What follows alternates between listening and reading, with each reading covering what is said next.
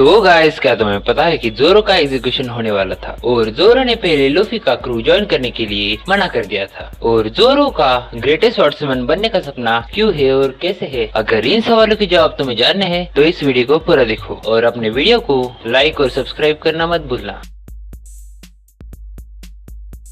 तो चैप्टर की शुरुआत में लूफी और कोबी मरीन की बेस पर पहुंच जाते हैं और होटल में खाना खाते खाते वो गलती से जोरो का नाम जोर से ले लेते हैं। इसकी वजह से वहाँ के सारे लोग डर जाते हैं और उसके बाद वो दोनों वहाँ से निकल जाते हैं और मरीन के बेस तक पहुंच जाते हैं। तब कोबी और लूफी दीवार पर चढ़कर जोरो को ढूंढ रहे थे और देर ही और हमें जोरो को दिखाया जाता है और जोरो लूफी को एक क्रीपी स्माइल देकर उसे खोलने के लिए बोलता है, पर तभी एक छोटी बच्ची आकर अंदर जाकर जोरो को राइस बॉल ऑफर करती है। पर तभी वहाँ पर मरीन का कैप्टन का बेटा वहाँ पर आ जाता है और उस पर चिल्लाकर उसे बेस के बाहर फेंक देता है और उसके लाए गए राइस बॉल भी खराब कर देता है और जोरो को बोलता है कि एक मंथ तक अगर वो वैसे ही रहा तो वो उसे छोड़ देगा। उसके बाद लूफी उस बच्चे के साथ बातें कर रहा था। तब हमें पता चलता है कि जोरो ने उस नल्ले के भेड़ियों को मार दिया था, इसकी वजह से उसे अरेस्ट किया था। और तभी वहाँ पर वो नल्ला बोलते हुए आता है कि वो जोरो को अगले 3 दिन में ही जोरो का एग्जीक्यूट कर देगा। और ये बातें सुनकर लूफी नल्ले को कूटने लग जाता है। तब कोबी उसे रोकता है, पर लूफी उसके बाद जोरो को रिक्रूट करने के लिए चला जाता है और आगे सीन चेंज हो जाता है। वहाँ वो नल्ला उसके बाप को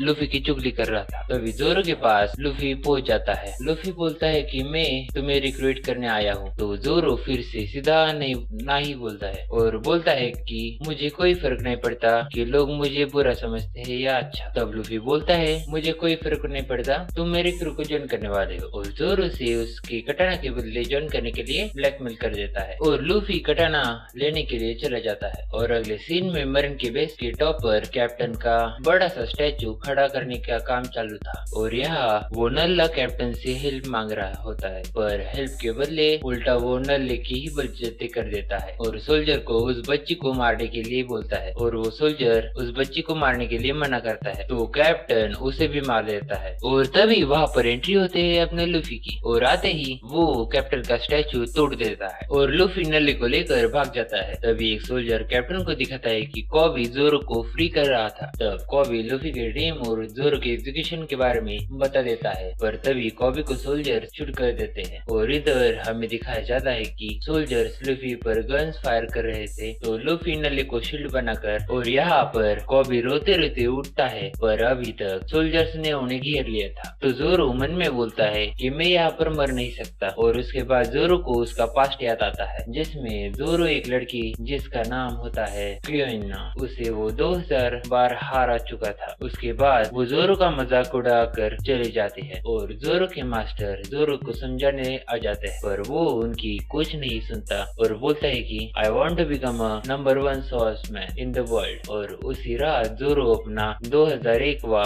अटेम्प्ट करने आता है, पर इसे बार भी जोरो हार जाता है। और उसके बाद क्यूइना और जोरो बात कर रहे होते हैं। क्यूइना बोलती है कि उसका बाप कहता है कि लड़कियां कभी ग्रेटेस्ट स्वॉर्ड्समैन नहीं बन सकती और वो रोने लग जाती है। इसकी वजह से जोरो और उसकी बीच में लड़ाई हो जाती है और उसके बाद वो एक दूसरे को प्रॉमिस करते हैं कि उन दोनों में से एक कोई तो नंबर 1 स्वॉर्ड्समैन बनेगा। और उसके दूसरे दिन ही क्यूइना की सीढ़ियों से गिरकर डेथ हो जाती है। तभी जोरो अपनी स्वॉर्ड पकड़कर बोलता है कि वो एक दिन नंबर 1 स्वॉर्ड्समैन बनेगा। उसके बाद फ्लैशबैक खत्म हो जाता है और जोरो बोलता है कि मैं यहाँ नहीं मर सकता क्योंकि सोल्जर्स ने उस पर गन्स फायर कर दी थी। पर तभी Luffy gomu gomu rocket use करके उन दोनों के सामने सारी बुलेट अपने ऊपर ले लेता है और उसे देखकर जोरो पायलट बनने के लिए मान जाता है और लूफी जोरो की रस्सी छुड़ाने लग जाता है। तभी सोल्जर्स लूफी पर गन्स नहीं चलती तो स्वॉर्ड्स लेकर आ जाते हैं और बहुत मेहनत से लूफी जोरो का एक हाथ छोड़ देता है और सोल्जर्स भी पास आ जाते हैं और हमला कर देते हैं। तभी जोरो अपने 3 स्वॉर्ड से उन्हें रोक लेता है और बोलता है कि अंडी वंडी शंडी जो हिलेगा उसकी माँ का। और लूफी जोरो को हटने के लिए बोलता है और गोमो गोमो वीप यूज करके उन सारे सोल्जर्स को उड़ा देता है और जोरो बोलता है अरे भाई तू क्या है? लूफी बोलता है कि मैं हूँ रबर मैन। और इधर से सोल्जर्स को हरा हुआ देखकर कैप्टन मॉर्गन उन्हें खुद को ही मारने के लिए बोलते हैं और खुद जाता है उन दोनों से लड़ने के लिए। और जाते जाते लूफी पर एक वार करता है, पर लूफी डॉज करता है, पर उसकी वजह से एक पूरी बॉल के 2 टुकड़े हो गए थे। तो ये दिखाता है कि कैप्टन स्ट्रॉन्ग तो है और लूफी उसे लातों से ही उड़ा देता है। और फिर कैप्टन वार करता है हाथों से, पर उसे जवाब मिलता है लातों से और लूफी कैप्टन को कूटने लग जाता है। और ये देखकर उसका बावला बच्चा कॉबी पर गन रख देता है। इसकी वजह से लूफी कैप्टन को छोड़कर कॉबी को बचाने के लिए लग जाता है, पर पीछे से कैप्टन उठ जाता है और वार करने के लिए लग जाता है। और जोरो बोलता है captain leave it to me, और कैप्टन को गोज बना देता है। और कैप्टन और उसका नल्ला बच्चा भी भगवान को प्यारे हो गए थे। इसकी वजह से सोल्जर्स हो जाते हैं खुश और जोरो अनकॉन्शियस हो जाता है क्योंकि उसने 9 दिन तक कुछ भी खाया नहीं था। और सीन चेंज हो जाता है और वो सब होटल में खाना खाते हुए बातें कर रहे होते हैं और डिसाइड करते हैं कि अब वो ग्रैंड लाइन की तरफ जाएंगे। तभी एक ऑफिसर आकर उन्हें बेस से जाने के लिए बोलता है क्योंकि उन्हें अभी